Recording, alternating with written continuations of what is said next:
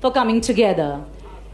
Ladies and gentlemen, साथियों, तालियों की गड़गड़ाहट से गूंज उठना चाहिए ये भवन, ये सदन और ये पावन भूमि जहां जीवंत हो रहे हैं। हमारे बीच उपस्थित हैं हमारे कार्यक्रम के मुख्य अतिथि, मध्य प्रदेश के नव विकास के प्रमुख वास्तुकार, यशस्वी, तेजस्वी, कर्मठ एवं समर्पित मुख्यमंत्री आदरणीय डॉक्टर मोहन यादव जी का कर्तव्य ध्वनि से एक बार फिर से गंजायमान करिए इस समा को। उनके साथ मौजूद हैं हमारे जनप्रतिनिधि और हमारे विशिष्ट अतिथि जन भी। और इसी के साथ माननीय मुख्यमंत्री जी को सम्मानित करने के लिए मैं आग्रह करना चाहूंगी हमारे principal secretary industries government of Madhya Pradesh Shri Raghavendra Singh ji से।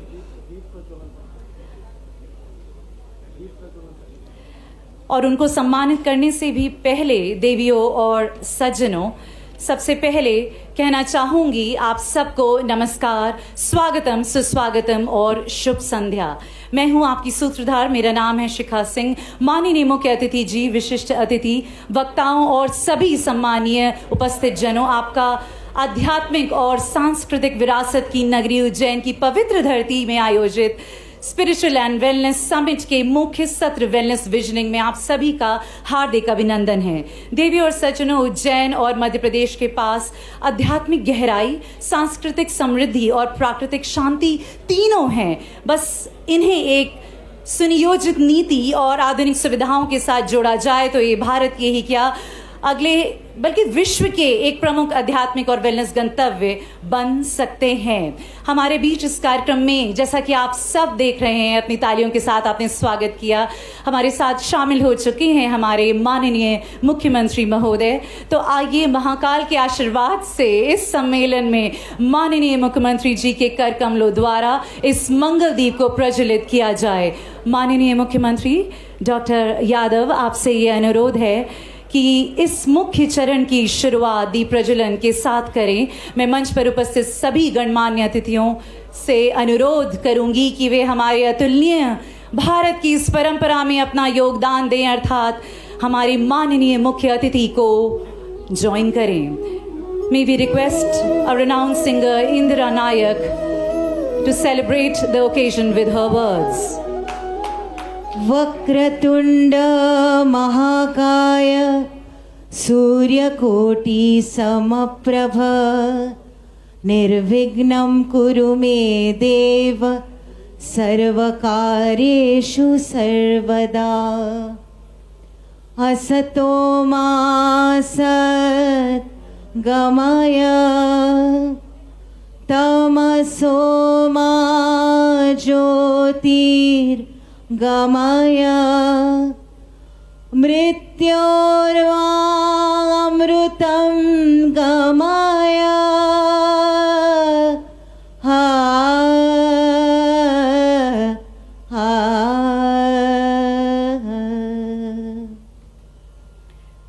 बहुत बहुत धन्यवाद। The land of infinite possibilities Madhya Pradesh, इस मंगल कामना का प्रभाव सभी को समृद्ध करे। बहुत बहुत धन्यवाद माननीय मुख्यमंत्री महोदय जी। और इसी के साथ मैं अनुरोध करूंगी अब principal secretary industries government of Madhya Pradesh Shri Raghavendra Singh ji कि वे हमारे माननीय मुख्य अतिथि को सम्मानित करें। आप सबकी कर्तव्य ध्वनि के साथ देवी और सज्जनों, माननीय श्री मोहन यादव जी, जिनकी निष्ठा और सही नीतियों के चलते मध्य प्रदेश विभिन्न क्षेत्रों में अभूतपूर्व बदलाव और उल्लेखनीय प्रगति देख रहा है, जो राज्य में निवेश के अनंत संभावनाओं के द्वार और अवसर को खोल रहा है। बहुत बहुत धन्यवाद आपका और सभी विशिष्ट जनों का।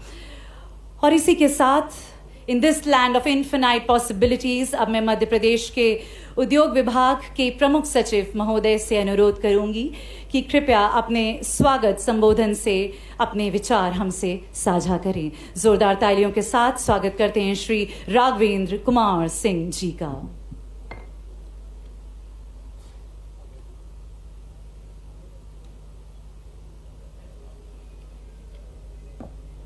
आज के इस कार्यक्रम के मुख्य अतिथि माननीय मुख्यमंत्री जी, कार्यक्रम में बहुत जल्द हम लोगों के बीच में माननीय श्री चिदानंद सरस्वती जी पधार रहे हैं।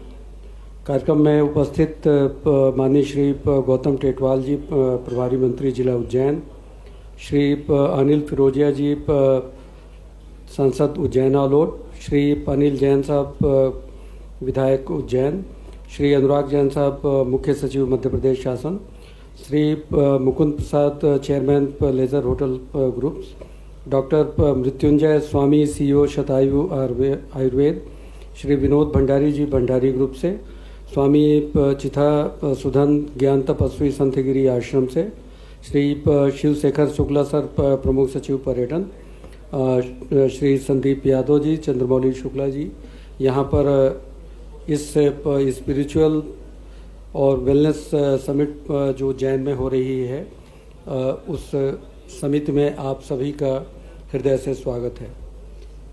मैं सबसे पहले ईश्वर की प्रार्थना जय श्री महाकाल से अपनी बात शुरू करना चाहूँगा और कहना चाहूँगा उज्जैन के बारे में कि हमारे शास्त्रों में कहीं लिखा है, अयोध्या मथुरा माया, काशी कांची अवंतिका, पुरी द्वारावती चैव सप्तैता मोक्षदायिका। मुझे बेहद खुशी है कि हम आज उस महानगरी उज्जैन में हैं, जहाँ पे हम स्पिरिचुअल वेलनेस समिट उज्जैन का आयोजन कर रहे हैं। यह दिन इसलिए भी महत्व का है कि विश्व पर्यावरण दिवस भी आज के दिन मनाया जा रहा है और प्रकृति से जो तादाद में हमारे देश में हमारे धर्म के साथ जुड़ा हुआ है, तो दुनिया में कहीं भी देखने को नहीं मिलता। प्रकृति को हम एक देवी या देवता के स्वरूप ही हम उसको देखते हैं। उज्जैन धर्म, आध्यात्म, कला, संस्कृति, विज्ञान इनके एक प्राचीनतम केंद्र के रूप में जाना जाता है। और जैसे किसी हमारे अल्लामा इकबाल शायर, जिनका सारे जहाँ से अच्छा है, उसमें लिखते हैं ना कि यूनानो मिस्र रोमा सब मिट गए जहाँ से, लेकिन रहा है बाकी नामो निशा हमारा। तो एक ऐसी संस्कृति और एक ऐसी संस्कृति के एक ऐसे केंद्र बिंदु उज्जैन में आज हम हैं, जो इस बात को रेखांकित करती है कि कितने हजारों वर्षों से हम अपनी संस्कृति को, अपनी धरोहर को संजो कर रखे हुए हैं। तो मैं महाकाल की इस नगरी में, भगवान श्री कृष्ण के गुरु सांदीपनी जी के इस नगरी में, विक्रमादित्य जिनके नाम से प्रशासनिक व्यवस्था पूरे विश्व विख्यात है, उनकी नगरी में, और कालिदास जैसे महान पोएट, महान कवि, संस्कृत के कवि, उनकी नगरी में मैं आप सभी लोगों का एक बार हृदय से स्वागत करता हूँ। माननीय मुख्यमंत्री जी का हमेशा से ऐसा ध्येय रहा है कि भारत की जो प्राचीन परंपराएं हैं, भारत की जो हमारी एक स्पिरिचुअल और एक रिलीजियस जो हमारी मान्यताएं हैं, जो ताकत है, उसके साथ मॉडर्निटी को, मॉडर्न चीज़ों को कैसे क्लब किया जाए। और उनके मन में हमेशा से इस बात की प्रेरणा रही है और वो हमेशा हमें मार्गदर्शन भी देते रहे हैं कि हम कैसे वेलनेस, हेल्थ, मेडिकल, टूरिज्म, इन सबको क्लब करें। आपने देखा होगा कि उन्होंने पूरे वर्ष भर काफ़ी मेहनत करके, हम सब लोगों को निर्देश करके, और पूरे वर्ष भर हम लोगों ने रीजनल इन्वेस्टर समिट पिछले साल की, ग्लोबल इन्वेस्टर समिट पर इस साल हुई, हमने नेशनल इंटरनेशनल कॉन्फ्रेंसेस किए। इस वर्ष को हम उद्योग एवं रोजगार वर्ष के रूप में मना रहे हैं और कहते हैं कि न वो रुकते हैं न थकते हैं, और उनके साथ साथ हमेशा वो प्रेरणा देते हैं, जिससे कि हम लोग भी लगातार अपने काम के लिए प्रवृत्त रहते हैं। तो ये एक ऐसी सोच है जो पूरे मध्य प्रदेश में रोजगार के नए पायाम, नए सृजन को खोलेगी, और एक ऐसी चीज़ है जिसमें हमारी कोर स्ट्रेंथ पहले से ही मौजूद है।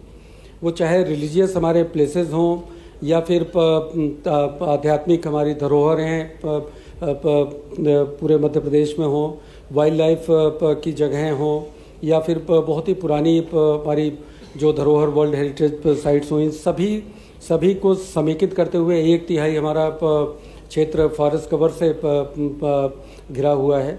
इतने खूबसूरत से और इतनी विविधतापूर्ण प्रदेश में ये बड़ा मौजू हो जाता है कि हम आध्यात्म और वेलनेस, हेल्थ, इन सब विषयों को आपस में जोड़ें और मध्य प्रदेश को उसके केंद्र बिंदु के रूप में, पूरे देश के हृदय के रूप में, और उज्जैन जैसा मैंने बताया कि कला की, संस्कृति की, इन सब की राजधानी के रूप में उज्जैन को मैं देखता हूँ, तो उसके आध्यात्मिक केंद्र के रूप में, रिलीजियस सेंटर के रूप में देखता हूँ, तो बड़ा ही इम्पॉर्टेंट हो जाता है कि उज्जैन को केंद्र बिंदु मानकर इस कार्य को करने के लिए माननीय मुख्यमंत्री जी के निर्देश हैं। मुझे बेहद खुशी है कि सुबह से मैं माननीय मुख्यमंत्री जी को के संज्ञान में ले आना चाहता हूँ कि सर यहाँ पे सुबह से जो हमारे प्रोग्राम हुए हैं सर, उसमें हमने एक पार्टनरशिप का मॉडल क्या है उसकी आइडिया को हम लोगों ने आगे बढ़ाने की कोशिश की, उसको आइडिएट करने की कोशिश की, और उसमें मुकुंद प्रसाद जी, स्वामी चैतन्य Hari ji, doctor Ramesh ji, doctor Megha, collector Ujjain, इन सब ने उसमें पार्टिसिपेट किया। हमारे प्रमुख सचिव पर्यटन और संस्कृति शिवशेखर शुक्ला साहब ने बहुत ही शानदार ढंग से अपनी बात रखी। उस पैनल डिस्कशन के बाद में इसके साथ साथ ही कलेक्टर उज्जैन ने सिंहस्थ की तैयारियां और ख़ासकर उसमें धार्मिक, आध्यात्मिक और जो सांस्कृतिक हमारी धरोहर विरासतें हैं उनको कैसे हम सहेजेंगे, सहेज कर कैसे आगे ले जाएंगे, इसके बारे में काफ़ी अच्छा प्रस्तुतिकरण दिया। दूसरा जो सत्र हम लोगों का चला कि हम एक वेलनेस से जुड़ा हुआ इकोसिस्टम और वर्कफोर्स कैसे बिल्ड करेंगे, और उसके ऊपर हमारे IIM के डायरेक्टर साहब मैडम मोना वालिया जी, महेश परियानी जी, शुभम अग्निहोत्री जी, विजय ठक्कर साहब, कविता गर्ग मैडम और संदीप यादव साहब हमारे प्रमुख सचिव हेल्थ। और जो चीज़ if I remember it correctly, तो जिस तरह से IIM के डायरेक्टर साहब ने, हिमांशु राय साहब ने जैसे जो अपनी बात रखी कि वेलनेस टूरिज़्म के क्षेत्र में जो हमारी CAGR है, जो ग्रोथ रेट है, वो बहुत अट्रैक्टिव है, और आने वाले 5 वर्षों में इसके दुगना होने की, 10 वर्षों में इसके 3 गुना या उससे भी ज़्यादा होने के चांसेस हैं। तो एक बहुत बड़ी अपॉर्चुनिटी मैं कहूँगा कि पूरे देश के लिए ही है, पर विशेष तौर पे मध्य प्रदेश के लिए उज्जैन को केंद्र बिंदु लेते हुए अगर हम देखें तो एक बहुत बड़ी अपॉर्चुनिटी है। मैं बहुत ज़्यादा लंबा समय नहीं लेना चाहता, मैं केवल 1-2 बातें कह के अपनी बात ख़त्म करना चाहूँगा। मैं सदन को पुनः सुबह के सत्र में भी मैंने बात कही थी, पूरे देश भर में मध्य प्रदेश एक ऐसा प्रदेश है जिसने आनंद को परिभाषित करने की भी कोशिश की, आनंद के मेजरमेंट की भी बात की, और हैप्पीनेस के बारे में एक अलग से डिपार्टमेंट बनाया। कहीं न कहीं पे हमारी कोशिश रहती है कि हम अपना आत्मावलोकन करें, अपने अंदर झांकने की कोशिश करें, हम अपने अंदर सुधार लाने की कोशिश करें, हमारे अंदर मूल्यों के प्रति हमारा बार बार आग्रह हो, हम दूसरों को देने में प्रवृत्त हों, जैसे उसमें वॉल ऑफ चैरिटी कहें या फिर उस तरह से करके, तो हमने कैसे हम हैप्पीनेस को, आनंद को, उसके मेजरमेंट की कोशिशें की हैं। और आखिरी बात जो मैं कहना चाहता हूँ कि माननीय प्रधानमंत्री जी के द्वारा GIS के समय 18 नई पॉलिसीज़ हम लोग लेकर आए थे। विस्तार से माननीय प्रमुख सचिव पर्यटन संस्कृति, पर्यटन की पॉलिसीज जो वेलनेस और इन सब के ऊपर लागू होंगी उनके बारे में चर्चा करेंगे। मैं केवल एक चीज़ कहना चाहूँगा कि हमारी जो उद्योग की पॉलिसी है उसमें माइनर फॉरेस्ट प्रोड्यूस और उसकी प्रोसेसिंग वगैरह इन सब के विषय में भी उसमें हम लोगों ने प्रावधान रखे हैं और विशेष प्रावधान रखे हैं।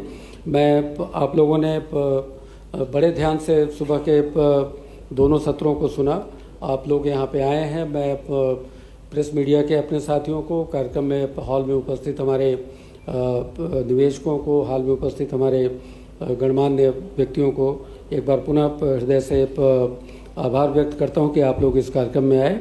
मैं पुनः एक बार भगवान शिव की प्रार्थना करते हुए जय श्री महाकाल अपनी बात समाप्त करना चाहूँगा। Thank you. श्री सिंह जी, आपके स्वागत उद्बोधन के लिए बहुत बहुत धन्यवाद।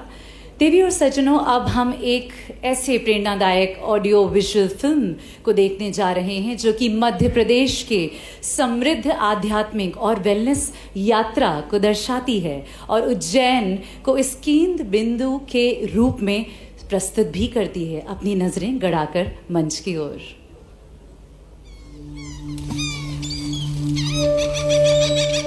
In the heart of India lies a land shaped by time and touched by the divine, Madhya Pradesh.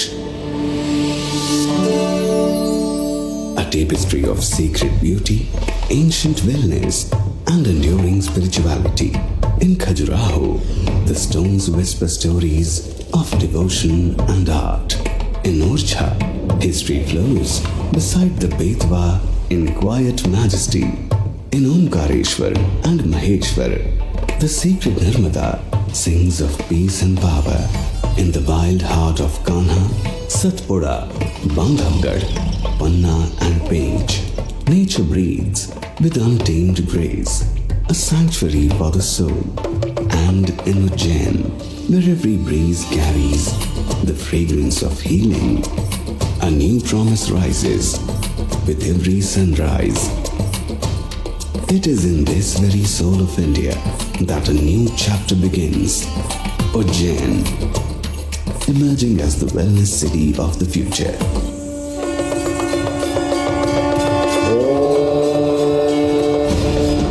Among all Jyotirlingas, Mahakaleshwar stands unique, south-facing, powerful, eternal. Ujjain, situated on the banks of the sacred Kshipra, is one of the four main cities of the Kumbh Mela. Ujjain stands as one of the Saptapuri, 7 sacred cities of Hinduism. Here, time was once measured by the cosmic rhythm through the Vedic watch, a profound reflection of Ujjain's ancient spiritual connection with the universe. An investment of rupees 20,000 crores has been reserved for the infrastructure and urban development of Ujjain. A visionary step towards building a world-class spiritual and smart city.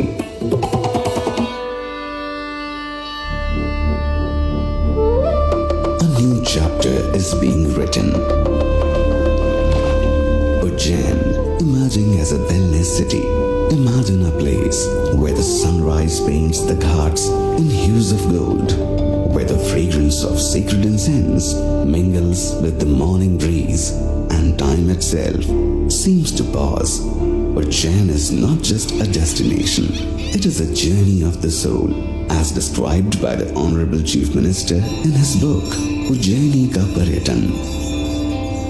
This is a city where the soul finds peace, the body finds balance, and the mind discovers clarity. Here, the air is rich with the scent of healing herbs, mornings echo with the chant of mantras, and every soul is embraced by a deep, abiding serenity. An expansive vision unfolds. 3,300 hectares of land has been dedicated to developing a unique spiritual city designed to be a sanctuary for seekers, saints, and global visitors alike. This is Ujjain, where the past and future walk hand in hand. Ujjain, the eternal city of energy and enlightenment.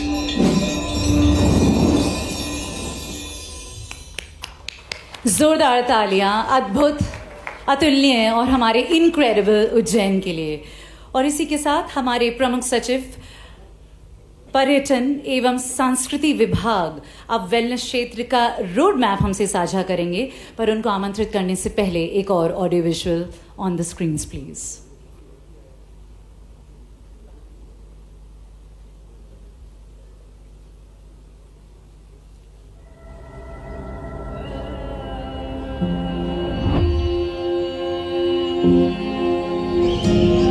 When I open my eyes to a day of glee, nature's abode is where I want to be. In enchanted by its scenic charms. I desire to bask in its blissful arms.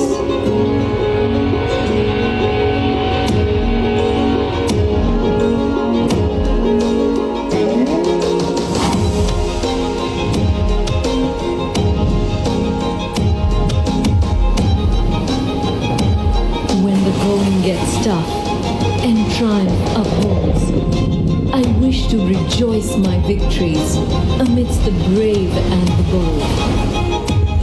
The adventure then unveils, and to the courageous roars and soaring hopes, I bow down and hail.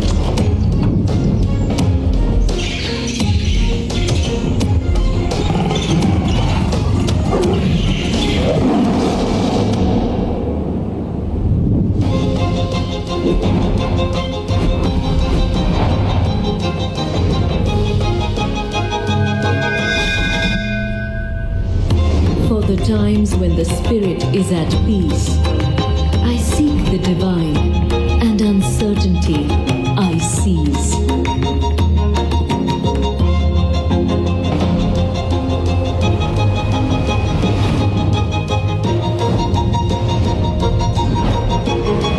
Purity.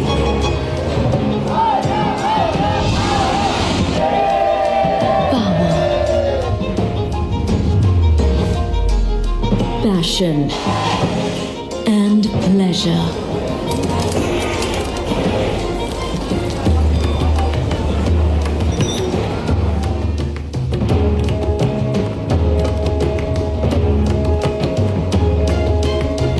The feelings that reside within are all I want to treasure. Beauty, adventure, peace and culture are my inner call. थोड़ा कल्पना कीजिए only imagination फिर बोलते समझ गए तो art नहीं समझे तो मॉडर्न आर्ट आप लोग घूम रहे बेड़ा खा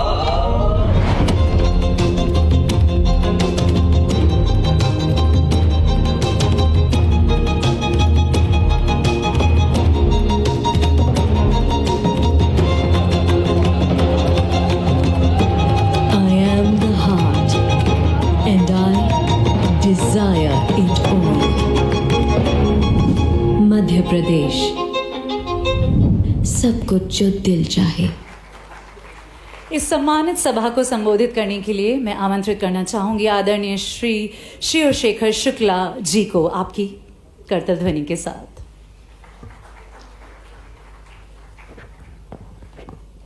माननीय मुख्यमंत्री महोदय, माननीय प्रभारी मंत्री महोदय, माननीय सांसद महोदय, माननीय विधायक महोदय, आदरणीय मुख्य सचिव महोदय, all the captains of wellness and hospitality industry, सारे हमारे निवेशक मित्र जो दूर दराज से यहाँ पर आए हैं, सबसे पहले मैं भारतवर्ष के हृदय प्रदेश में आपका स्वागत करता हूँ, अभिनंदन करता हूँ. And also I welcome you to the cleanest, greenest and the safest state of India. आज सुबह सर हमने काफ़ी डिटेल में सारे अपने पर्यटन के अवयव के बारे में डिटेल में बता दिया, तो अभी मैं उसको रिपीट नहीं करूँगा. अभी मैं सिर्फ बिजनेस के पॉइंट ऑफ व्यू से कुछ स्लाइड्स आपको जो मैंने सुबह नहीं दिखाई थी वो मैं आप थोड़ा सा दिखाऊंगा और कुछ चीज़ें रिकैप्चुलेट करूँगा. Can you please put the presentation? Yeah sir, okay. So I will start from here. Domestic tourist footfall the way it is increasing. आप देख रहे हैं कोविड के बाद में बहुत तेज़ी से बढ़ोतरी हो रही है और pre Covid 8 crore 87 lakh visitors थे प्रदेश में, जो पोस्ट कोविड 22-23-24 में बढ़ के 11 करोड़ 19 लाख हो गए, जो कि अभी तक का हाईएस्ट पहले था, अब उसको क्रॉस कर गया. और 24-25 में उससे भी ऊपर हो गया 13 करोड़ 33 लाख. तो ये फुटफॉल जो है टूरिज़्म का यहाँ पर टूरिस्ट का बढ़ता ही जा रहा है. और इंटरनेशनल टूरिस्ट ज़रूर अभी कम हुए हैं, परंतु हमारा प्रयास है उनका भी धीरे धीरे यहाँ पर वापस आना शुरू होगा और मध्य प्रदेश पुनः फॉरेन टूरिस्ट से भी गुलजार होगा. टॉप 5 डेस्टिनेशंस जो मध्य प्रदेश की हैं उनमें से 4 स्पिरिचुअल हैं, जैसा कि आप इस स्लाइड में देख सकते हैं. उस समय भी मैंने बोला था. उज्जैन नंबर 1 है डेस्टिनेशन जहाँ पे सबसे ज़्यादा फुटफॉल मध्य प्रदेश में हुआ है. 5 करोड़ 28 लाख लोग आए थे 2023 में, जो बढ़ करके 7 करोड़ 32 लाख हो गए 2024 में. इसी प्रकार से आप देखेंगे उज्जैन, मैहर, चित्रकूट और अमरकंटक, टॉप 5 में 4 हमारे रिलीजियस प्लेसेस हैं, स्पिरिचुअल प्लेसेस हैं, कल्चरल प्लेसेस हैं। तो यहाँ पर इन्वेस्ट करना बहुत ही बुद्धिमत्ता का काम होगा और आपके सामने आंकड़े हैं जो स्वयं अपने आप को सिद्ध कर रहे हैं। ये टूरिज्म पॉलिसी जो हमने बनाई है मध्य प्रदेश की, इस बार माननीय मुख्यमंत्री जी ने हम लोग को जो निर्देश दिए थे GIS के पहले, जैसा कि राघवेंद्र ने भी बताया, 18 विभागों की पॉलिसीज एक साथ माननीय प्रधानमंत्री जी ने लॉन्च की और उसमें टूरिज्म की इन्वेस्टमेंट पॉलिसी और फिल्म टूरिज्म पॉलिसी भी लॉन्च हुई। और हमारा सबसे बड़ा हॉलमार्क इस पॉलिसी का ये है, ईज ऑफ डूइंग बिजनेस पे हमारा सबसे ज़्यादा जोर है। और हमने जितनी भी परमिशंस हैं वो सब ऑनलाइन पोर्टल के जरिए करने का प्रयास किया है। किसी इन्वेस्टर को होटल या रिजॉर्ट सेटअप करने के लिए पहले 22 से 30 परमिशन लेनी पड़ती थी और वो दर दर भटकते थे, जगह जगह ऑफिस में जाना पड़ता था। वो सब खत्म करके उसको केवल 10 में रिड्यूस कर दिया गया है मध्य प्रदेश में। शायद पहला राज्य होगा पूरे देश में, और वो भी सारी व्यवस्था ऑनलाइन के माध्यम से करने का हमारा प्रयास हो रहा है। परमिशंस के साथ आपको ज़रूरत है कि आपको सपोर्ट भी मिले और कैश फ्लो आपका अच्छा रहे, तो उसके लिए कैपिटल सब्सिडी जो हम लोग ऑफर करते हैं, one of the best in the country, और वो भी बहुत ही कॉम्पिटिटिव हमारी पॉलिसी है, बहुत ही अट्रैक्टिव पॉलिसी है। 15% से 30% जो भी इन्वेस्टमेंट आप करते हैं उसमें हम कैपिटल सब्सिडी देते हैं, जो कि maximum depending on the level of investment 90 crore तक हो सकती है। अगर कोई ऐसा पैकेज लेके आप आए हैं जो कि हमारी पॉलिसी अभी कवर नहीं करती, तो उसको हमने छोड़ा नहीं है। माननीय मुख्यमंत्री जी के निर्देश हैं कि कोई भी वापस नहीं जाएगा, तो हमने उसके लिए प्रावधान किया है। मुख्य सचिव महोदय की अध्यक्षता में समिति गठित की है। कोई भी पैकेज जो आपको चाहिए कस्टमाइज्ड, तो आप हमारे पास आइए, हम उसको इवेल्युएट करेंगे और हम सरकार के सामने ले जाएंगे। यथासंभव हम कोशिश करेंगे जो भी वाजिब चीज़ है, भले ही पॉलिसी में आज ना हो, उसको भी हम ला करके आपको देने का प्रयास करेंगे।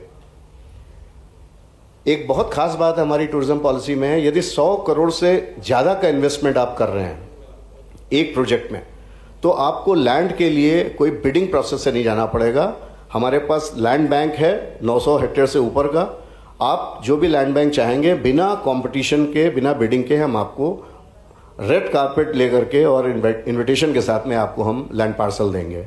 और उसके ऊपर जब आप इन्वेस्ट करेंगे तो 30% तक सब्सिडी भी देंगे। प्रदेश में गोल्फ टूरिज्म को बढ़ावा देने के लिए पहली बार ऐसा प्रयास किया है मध्य प्रदेश सरकार ने कि उसमें बड़ी लैंड पार्सल लगते हैं और कई बार गोल्फ जैसी एक्टिविटीज़ होती है वायबल नहीं होती, तो उसमें 10% लैंड को कमर्शियली रियल एस्टेट के लिए भी इस्तेमाल किया जा सकेगा। ये भी बहुत ही प्रोग्रेसिव पॉलिसी का हिस्सा है, जो मैं समझता हूँ मध्य प्रदेश के अलावा शायद ही कहीं आपको देखने को मिलेगा। ये इंसेंटिव्स का एक चार्ट है ब्रीफ में, बट मेरी टीम यहाँ पर है। हम लोगों ने कुछ छोटे ब्रोशर्स बना रखे हैं, उसमें QR कोड से आप पूरी पॉलिसी डाउनलोड कर सकते हैं। हमारी वेबसाइट पे जा सकते हैं, सारे डिटेल्स आपको मिल जाएंगे, नंबर्स मिल जाएंगे। कोई भी आपको कन्फ्यूजन हो, सब चीज़ें बताई जाएंगी। होटल, रिजॉर्ट और वेलनेस सेंटर में 15% से 30% तक सब्सिडी है, 50 लाख से 30 करोड़ तक। और अल्ट्रा मेगा का मैंने पहले ही बताया आपको। केवल वेलनेस रिजॉर्ट अगर बनाना चाह रहे हैं तो उसकी कुछ पात्रता की शर्तें हैं, कम से कम 10 कमरे होने चाहिए और कुछ वेलनेस की एक्टिविटीज़ डिफाइन की गई हैं। उसमें भी हम 75 लाख से 2 करोड़ तक की सब्सिडी देते हैं, 15% की। और ये सारी जो हम बातें कर रहे हैं, ये आप अपनी निजी लैंड पे भी बना सकते हैं तो भी सब्सिडी मिलेगी।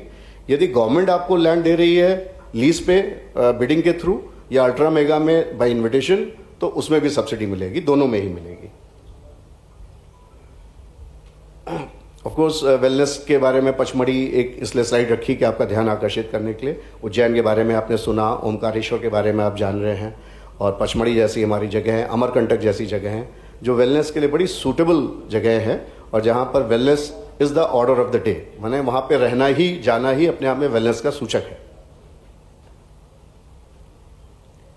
बहुत सारी हम लोग ऐसी एक्टिविटीज़ करते हैं राउंड द ईयर टूरिज्म के माध्यम से, सारे नेशनल पार्क्स और सारे एरियाज़ में, जो कि एडवेंचर भी होती है, साथ ही साथ वेलनेस भी होती है, ट्रैकिंग होती है, साइकिलिंग बाइकिंग टूर्स होते हैं, sand walk, heritage walk, bird watching, अनेक प्रकार की एक्टिविटीज़ हम लोग करते हैं जिसमें पूरे देश से लोग आकर के यहाँ भागीदारी करते हैं। ये मैंने आपको सुबह हमने छोड़ दी थी स्लाइड जानबूझ करके, अब आपके सामने ला रहा हूँ कि रेडी टू इन्वेस्ट प्रपोजल्स, यानी आप आज खाली हाथ यहाँ से वापस नहीं जाएंगे, कुछ ना कुछ ले करके जाएंगे, कुछ हमें कमिट करके जाएंगे। इसके लिए ये आपके सामने है। मध्य प्रदेश टूरिज्म कॉर्पोरेशन की हमारे 70 के ऊपर प्रॉपर्टीज़ हैं, उनमें से हमने 20 चिन्हित की हैं जहां पर बहुत अच्छा लोकेशन है और बहुत ही रिमोट और ऑफबीट लोकेशन है, सुंदर लोकेशन है। वहां पर हम वेलनेस एक्टिविटी भी साथ में शुरू करना चाहते हैं, तो उसकी हम आपको ऑफर करेंगे। उन होटल्स एंड रिजॉर्ट्स में आप वेलनेस एक्टिविटी आप पार्टनर कर सकते हैं, हमारे साथ में शुरुआत कर सकते हैं। इन 20 में से 3 आइलैंड रिजॉर्ट्स हैं, एक तो ओमकारेश्वर में है और एक शहडोल में है और एक खजुराहो में है। ब्यूटीफुल प्रॉपर्टीज़ और उसमें 20-20, 25-25 एकड़ ज़मीन है। अभी ज़्यादा कीज़ नहीं बनी है बट बहुत स्कोप है वहाँ पे करने का। पूरा आइलैंड एक वेलनेस रिजॉर्ट, वेलनेस आइलैंड के रूप में डेवलप किया जा सकता है। उसके लिए हम ओपन माइंडेड हैं। यदि कोई भी हमारे पास अच्छा ग्रुप आएगा तो हम उनसे बातचीत करने को तैयार हैं। हमारे अपने लैंड बैंक में 38 लैंड पार्सल्स हैं, 809 हेक्टेयर का। उसका पूरा विवरण जो चाहेगा हम उसको दे पाएंगे। आप उसमें छाटिए, हाथ रखिए और फिर हम आपके साथ आगे बात करेंगे। आज भाई बात हुई, इंदौर डेवलपमेंट अथॉरिटी और Ujjain development authority land parcels लेके आ रही है यहाँ पर होटल्स और रिजॉर्ट्स इस्टेब्लिश करने के लिए। आईडीए के 16 लैंड पार्सल्स हैं 9.42 हेक्टेयर के, और 25 लैंड पार्सल्स हैं यूडीए के, जो कि बहुत जल्दी बिडिंग प्रोसेस स्टार्ट होगा। हम आह्वान करते हैं कि देश के सभी प्रतिष्ठित हॉस्पिटैलिटी, होटेलियर्स और वेलनेस ग्रुप कृपया आएँ और खुल करके इसमें भागीदारी करें।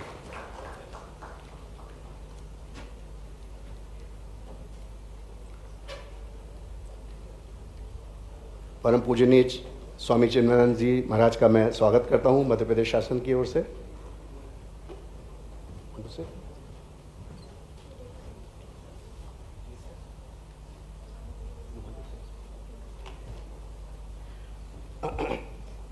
इसी प्रकार इंदौर एयरपोर्ट के पास एक एरो सिटी आने वाला है, उसके बारे में भी आपके सामने जानकारी आएगी।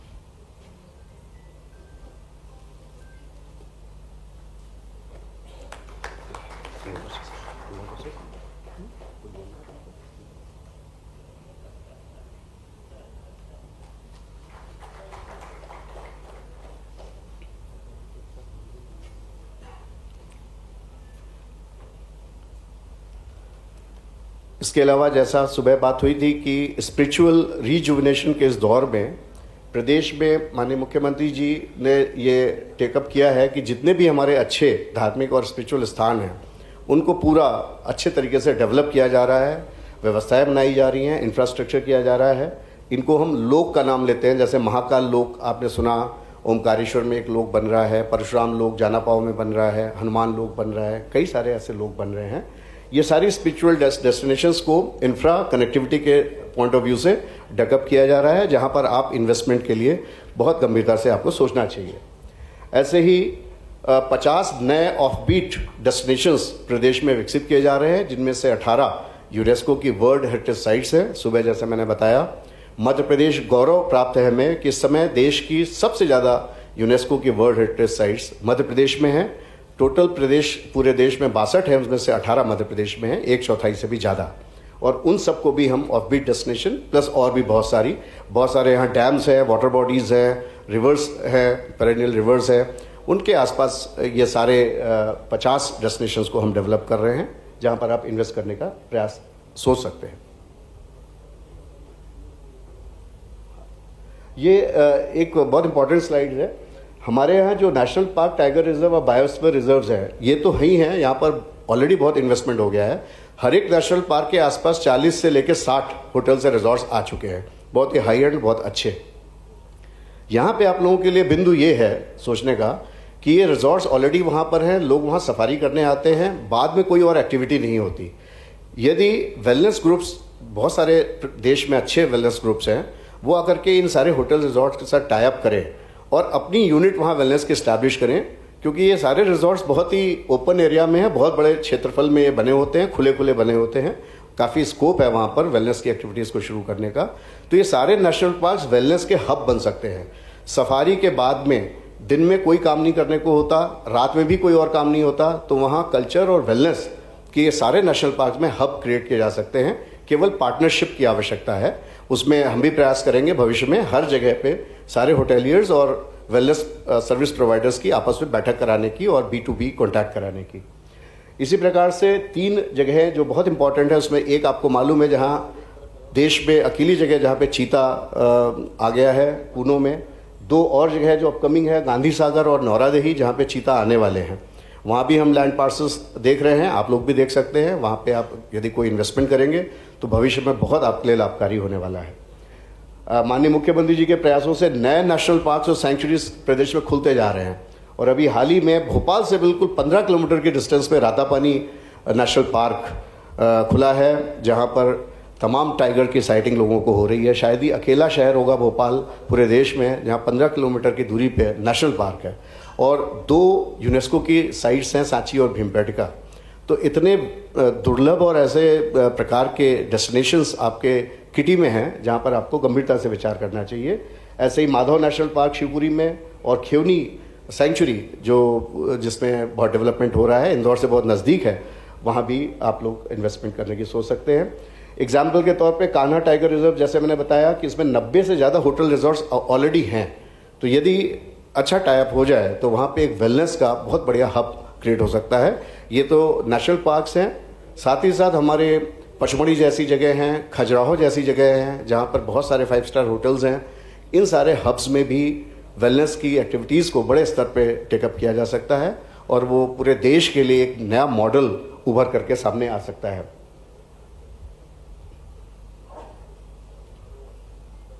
ये शिप्रा विहार कॉमर्शियल कॉम्प्लेक्स का है। सुबह एक प्रेजेंटेशन इसमें हुआ। 25 कॉमर्शियल प्लॉट्स यहाँ पे उपलब्ध हैं, 5000 से 1 लाख स्क्वायर फीट के। ये आप लोगों के लिए अभी सामने बिडिंग इसकी जब आएगी तो आप लोग से आह्वान करेंगे कि आप लोग इसमें पार्टिसिपेट कीजिए। I think that is all.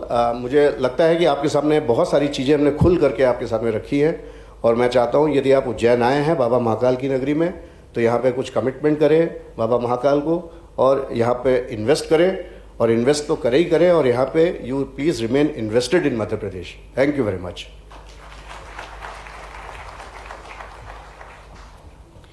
Shri Shukla, बहुत बहुत धन्यवाद इन प्रयासों का साझा करने के लिए। देवी और सज्जनों, जैसा कि आप देख चुके हैं कि हमारे माननीय मुख्य अतिथि के साथ स्थान मंच पर ग्रहण करते हुए परम पूज्य महर्षि चिदानंद सरस्वती स्पिरिचुअल हेड परमार्थ निकेतन आश्रम ऋषिकेश का एक बार जोरदार अभिनंदन करते हैं, क्योंकि अपनी शिक्षाओं और मानवतावादी प्रयासों के माध्यम से आदरणीय स्वामी जी ने पूरे दुनिया भर में लाखों दिलों को स्पर्श जो किया है।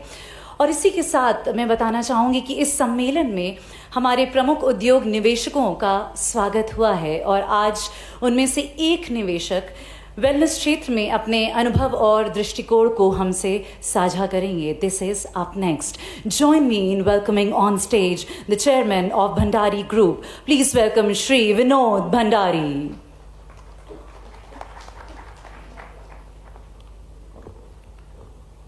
आदरणीय माननीय मुख्यमंत्री साहब, स्वामी जी, स्टेज पे सभी मेरे सम्मानीय, आप सबका सदर मनन, यहाँ पर जितने भी मेरे सीनियर जूनियर व सम्मानीय हैं उन सबका भी बहुत बहुत स्वागत करता हूँ। मुझे एक साल से मेडिकल टूरिज़्म और वेलनेस स्पिरिचुअल इसके लिए माननीय मुख्यमंत्री जी ने भी और हमारे जितने भी डॉक्टर्स थे उन सब ने भी बहुत प्रमोट किया। और अभी मैंने जब अपना जो प्रोजेक्ट बताया और प्रेजेंट किया तो मुझे ऐसा लगता है कि हम इस उज्जैन को एक स्पिरिचुअल इंडिया का हब बना लेंगे और आप सबका सहयोग रहा तो हम पूरे वर्ल्ड से यहाँ पर लोगों को लाके integrated medical treatment, not only medical के साथ साथ जो ट्रेडिशन ट्रीटमेंट्स होते हैं उनको मिलाकर कई बीमारियों का इलाज, कई स्पेशलिटियों का इलाज कर सकते हैं। और स्पेशली उसमें कैंसर है, न्यूरोसाइंसेस है, हृदय की बीमारियां हैं ऑर्थोपेडिक्स की बीमारियां हैं, लाइफस्टाइल डिसीज़ है, इन सब का समन्वय करके एक अच्छा wellness centre, spiritual centre plus medical centre वो बनाने की कोशिश करेंगे। और आगे अपन इसमें उज्जैन को इंटरनेशनल वेलनेस फेस्टिवल से जोड़ेंगे सो दैट पूरे वर्ल्ड से लोग आ सके। हमने जो एमडी एंडरसन है ह्यूस्टन टेक्सास का सबसे बड़ा कैंसर का सेंटर, उससे इसको एफिलेट करने के लिए प्राइमरीली बातें कर ली है। यूके की जो नेशनल हेल्थ स्कीम है उन लोगों ने भी हमसे कनेक्ट करने के लिए पूरा हाँ भरा है और वहाँ से भी पेशेंट आएंगे। हॉस्पिटल ऐसा बनाएंगे जो कि JCI एक्रेडिटेड हो सो दैट विदेशों के इंश्योरेंस कंपनी को भी हम अट्रैक्ट कर सकें, ये हमारा ध्येय है। और इसके कारण जो हेल्थ इंश्योरेंस है विदेशों में वो अट्रैक्ट होगा। हमारा पूरा target medical tourism plus integrated medicine, मतलब वेलनेस सेंटर और जितनी भी पैथीज अवेलेबल है इंडिया में इंटीग्रेटेडली इलाज करें अपन। उसमें ट्रेडिशंस मेडिसिन भी है, ट्रेडिशनल प्लांट्स भी हैं। हमने बहुत सारी रिसर्च करने के बाद कई डिसीज़ पे ट्रेडिशनल प्लांट का भी ट्रीटमेंट करके देखा है, तो वो भी अब इंटरनेशनल जर्नल में पब्लिश हो जाएगा, वो एविडेंस बेस हो जाएगा। तो ये सब मिलकर करना चाहते हैं और आप सबका सहयोग रहा, सरकार पूरा सहयोग करती है। अभी हमने नए नए आइसोटोप भी डेवलप करने की तैयारी कर ली है, तो कुछ रिसर्च भी करेंगे। और एक अगला स्टेप इसमें एजुकेशन का रहेगा सो दैट स्किल डेवलपमेंट का प्रोजेक्ट करके स्किल्ड मैन पावर ज़रूरी होगा इसके लिए। जैसे अब आपको टूरिज़्म के लिए टूरिस्ट ही चाहिएंगे, तो जो गाइड होंगे उनकी ट्रेनिंग हर लैंग्वेज में वो भी एक करना होगी। तो इस तरह का एक प्रोजेक्ट मैंने डिज़ाइन किया है और कोशिश करता हूँ कि मैं करके और जल्दी से जल्दी उसको शुरू कर लेंगे। धन्यवाद।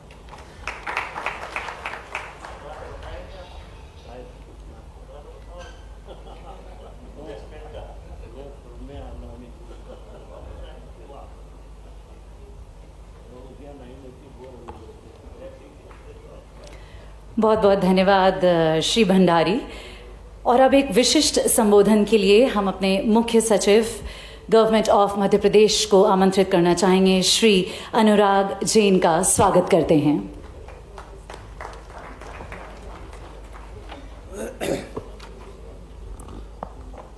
माननीय मुख्यमंत्री जी, माननीय श्री चिदानंद सरस्वती जी, माननीय प्रभारी मंत्री जी, सांसद जी, विधायक जी, सभी सम्माननीय इन्वेस्टर्स जो हमारे साथ आज यहाँ मंच पर पधारे हुए हैं और इस कार्यक्रम की शोभा बढ़ा रहे हैं। और वास्तव में देखा जाए तो ये कार्यक्रम आप आज इन्वेस्टर्स के लिए ही है। अभी आपने देखा शेखर ने एक प्रेजेंटेशन किया, शिवशेखर शुक्ला प्रिंसिपल सेक्रेटरी साहब ने, उसका टाइटल था सब कुछ जो दिल चाहे। वास्तव में जब मध्य प्रदेश के टूरिज़्म की बात करते हैं, मध्य प्रदेश की जो रिचनेस है टूरिज़्म की, हर जगह की अपनी एक विशेषता होती है, पर मध्य प्रदेश की टूरिज़्म में एक ऐसी चीज़ है कि यहाँ आपको सब कुछ मिलेगा। यहाँ आपको जंगल मिलेंगे, जंगली जानवर मिलेंगे। नॉट टाइगर प्रोजेक्ट कुछ दिन पहले तक मात्र 7 होते थे, पिछले 6 महीने में 2 और हो गए। माननीय मुख्यमंत्री जी कहते रहते जिस स्पीड से हम लोग को प्रोजेक्ट टाइगर या टाइगर रिजर्व्स की बात बढ़ानी पड़ रही है, ये संख्या और बढ़ानी पड़ेगी, क्योंकि जिस प्रकार से फॉरेस्ट कंजर्वेशन मध्य प्रदेश में हुआ है, टाइगर्स की संख्या काफ़ी तेज़ी से बढ़ रही है। हमारे यहाँ पवित्र नदियाँ हैं। नर्मदा नदी तो हमारे पुराणों में लिखा हुआ है कि गंगा नदी में तो नहाने से पुण्य मिलता है, पाप धुलते हैं, पर नर्मदा नदी एक ऐसी नदी है जो पुराणों के हिसाब से मात्र दर्शन से सारे पाप धुल जाते हैं। यहाँ पे रिलीजियस टूरिज़्म है, आपको पूरी लिस्ट शेखर ने दिखाई थी, पर बहुत मतलब एक महाराष्ट्र में और गुजरात में 3-3 ज्योतिर्लिंग है, मध्य प्रदेश में 2-2 ज्योतिर्लिंग और एक ही सर्किट में पड़ते हैं, महाकाल और ओंकारेश्वर। तो जो आदमी आता है वो यहाँ से एक ट्रायंगल बन गया, इंदौर में उतरते हैं, इंदौर अपने हिसाब का कॉमर्शियल सेंटर है, उज्जैन आते हैं, ओंकारेश्वर जाते हैं और एक ट्रायंगल में ये रिलीजियस टूरिज्म करके जाते हैं। हेरिटेज यहाँ की बहुत ज़बरदस्त है मध्य प्रदेश की। अलग अलग इलाकों में अलग अलग रजवाड़े थे और उनके जो पुराने महल बने हुए थे उनमें कईयों को बहुत अच्छा हेरिटेज के रूप में डेवलप किया जा चुका है। आर्कियोलॉजिकल शेखर ने जैसे सामने लाया था कि यूनेस्को के 62 पूरे देश में है, 62, उसमें से 18 मध्य प्रदेश में, मतलब टोटल यूनेस्को हेरिटेज साइट की 25% से ज़्यादा धरोहर केवल मध्य प्रदेश में। और इन सब से ऊपर बड़ी बात यह है कि मध्य प्रदेश देश के सेंटर में, देश के किसी भी कोने में हो आपको यहाँ पहुँचना आसान है।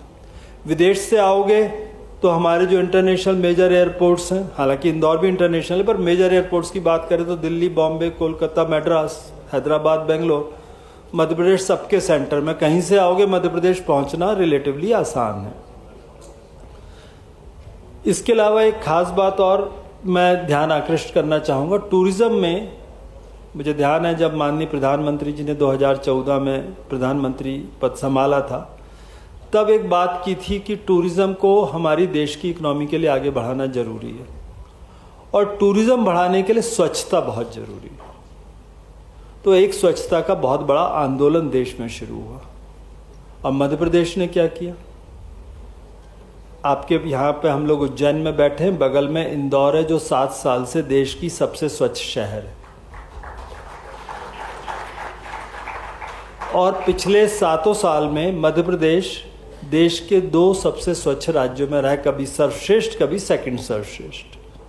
तो ये केवल इंदौर में नहीं, बाकी शहरों में भी स्वच्छता का स्तर काफ़ी बढ़ा है, बट इंदौर की स्वच्छता तो एक्चुअल में वेस्टर्न कंट्रीज के समतुल्य है।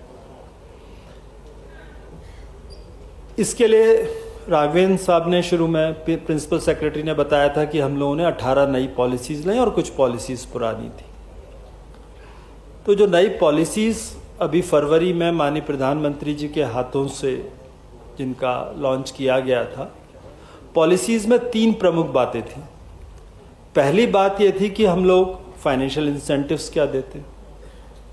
तो फाइनेंशियल इंसेंटिव्स के बारे में मैं एक चीज़ बहुत दावे के साथ कह सकता हूँ कि क्योंकि हम लोग जब बना रहे थे तो हम लोगों ने सभी प्रमुख राज्यों की पॉलिसी का थॉरो अध्ययन किया और उसके बाद ये पूरा कंपैरिजन करके हम लोगों ने कहा कि ऐसी चीज़ रखनी चाहिए कि जब इन्वेस्टर्स आ रहे हैं तो उन्हें लगे कि जी वहाँ पे ऐसा मिलता है, ऐसा कहने की नौबत ना आए। तो लगभग हर आइटम में या हर पॉलिसी में जो हमारे यहाँ का पैकेज है वो देश के किसी भी राज्य की तुलना में बराबरी का है या बेटर है। जो सर्वश्रेष्ठ पैकेज था उसको हम लोगों ने मैच किया हुआ है। पर उससे ज़्यादा प्रमुख बात जो थी, मतलब मैं भारत सरकार में इंडस्ट्रीज डिपार्टमेंट का सचिव रह चुका हूँ, तो मुझे मालूम है बिजनेसमैन को क्या तकलीफ आती है।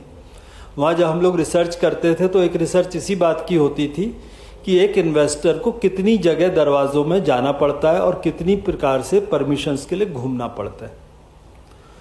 तो उस समय एक एग्जाम्पल लिया था ईज ऑफ डूइंग बिजनेस में कि एक होटल में किस राज्य में कितनी परमिशन लगती।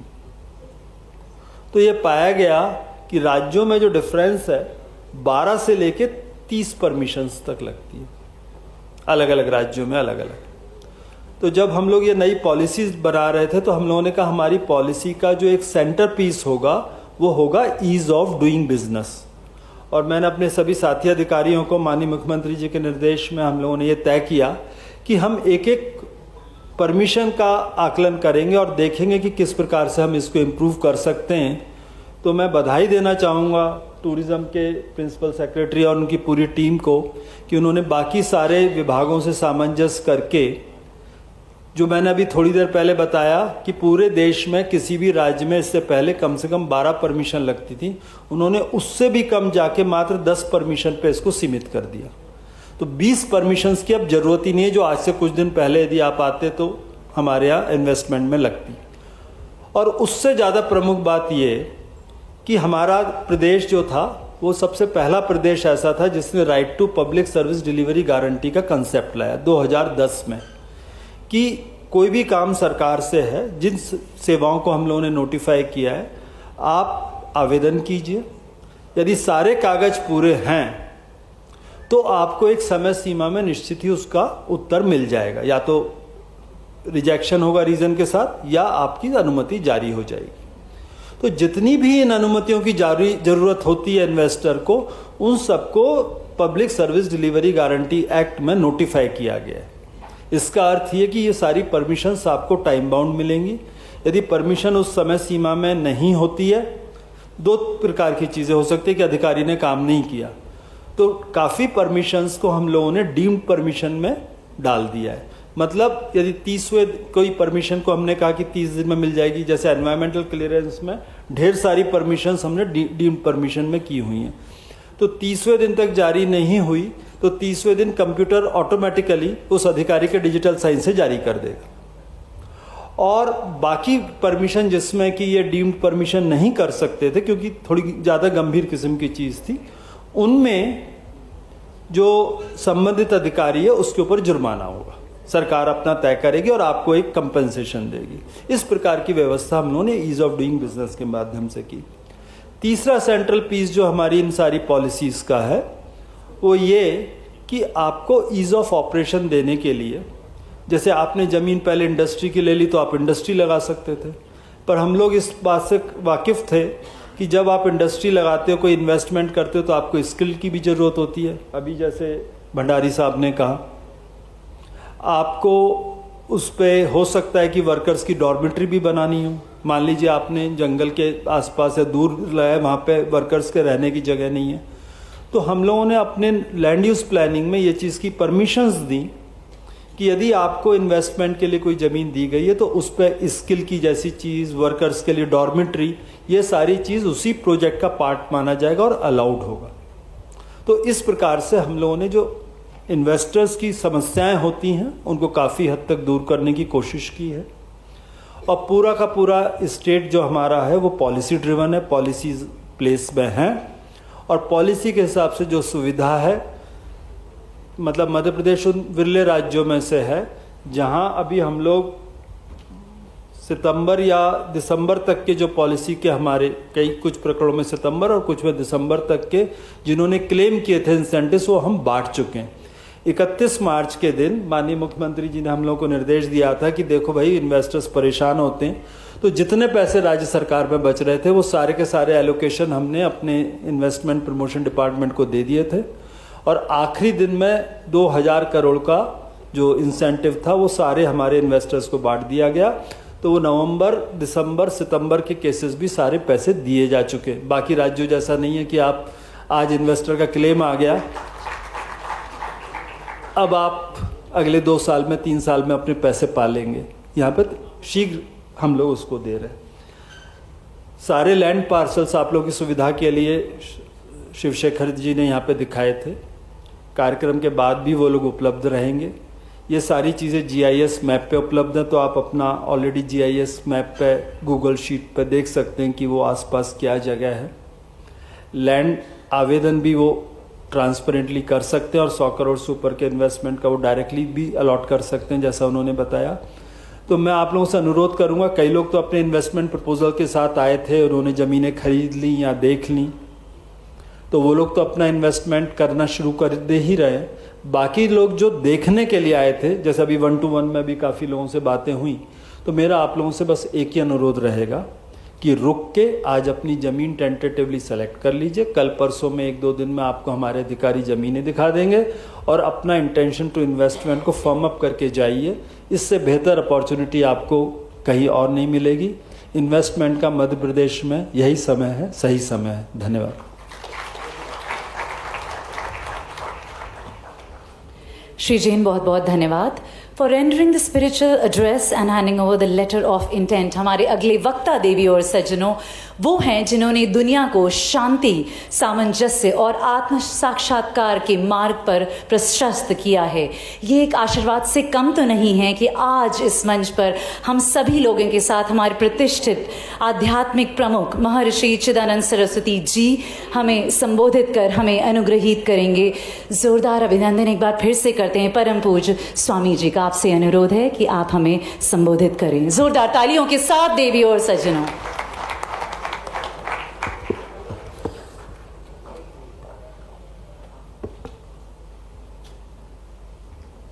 हो असतो मा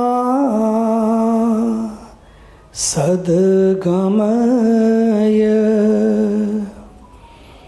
तमसो मा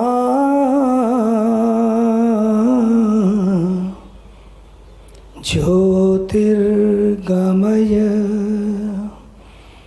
मृत्योर्मा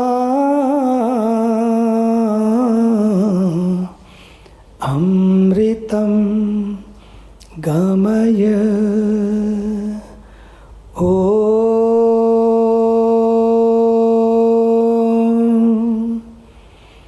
शान्तिः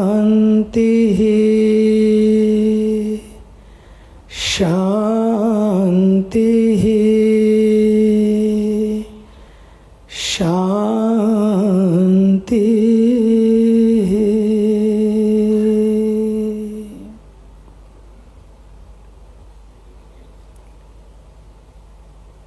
मंच पर विराजमान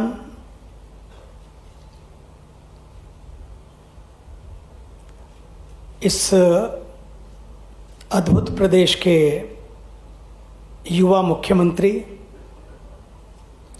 श्री मोहन यादव जी,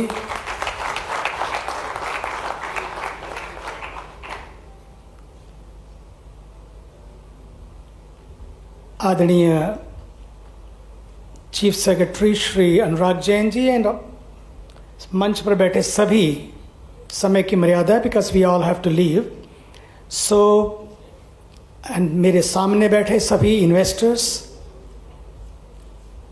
एंड द डिग्निटरीज और सभी लोग, मातृशक्ति, मुझे बड़ी प्रसन्नता है और ये आपका सौभाग्य है। आज का दिन विशेषकर ये जितने भी सारी संस्थाएं हैं, सब ने मिलकर, जब मुझे धनुषवीर जी ने बताया, जब ऋषिकेश आए, आदरणीय मुख्यमंत्री जी, आपके बारे में तो मुझे पता था, लेकिन फिर भी उन्होंने मुझे जितनी बातें की और इस समिट के बारे में बताया, तो हालांकि आज का दिन ये पहली बार है मेरी लाइफ में।